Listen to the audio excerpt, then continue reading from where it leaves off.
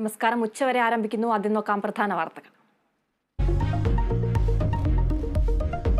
Driver mayor തർക്കത്തിൽ CCTV ദൃശ്യങ്ങൾ കണ്ടെത്താനായില്ല. മെമ്മറി കാർഡ് കാണാനില്ലെന്ന് പോലീസ്. കാർഡിനായി അന്വേഷണം തുടരുന്നു. ബസ്സിൽ പരിശോധന നടത്തി പോലീസ്.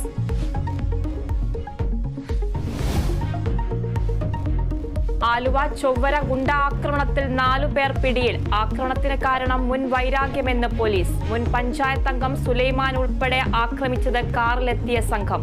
ഗുരുതരമായി പരിക്കേറ്റ സുലൈമാൻ ചികിത്സയിൽ.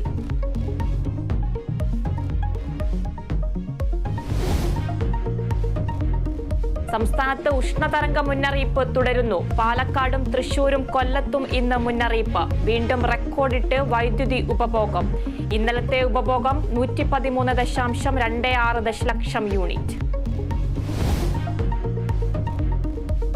നരേന്ദ്രമോദി പ്രധാനമന്ത്രിയായിരുന്ന 10 വർഷക്കാലം പരസ്യങ്ങൾക്ക് ചിലവാക്കിയത് വൻ തുക. ചിലവാക്കിയത് 1203 കോടിയിലേറെയെന്ന് വിവരാവകാശ രേഖ. 2014 മുതലുള്ള കണക്കുകൾ പുറത്ത്.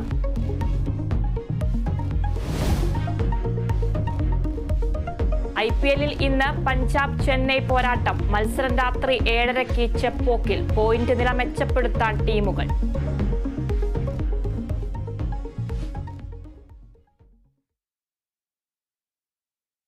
വാർത്തകൾ വിശദമായി നോക്കാം.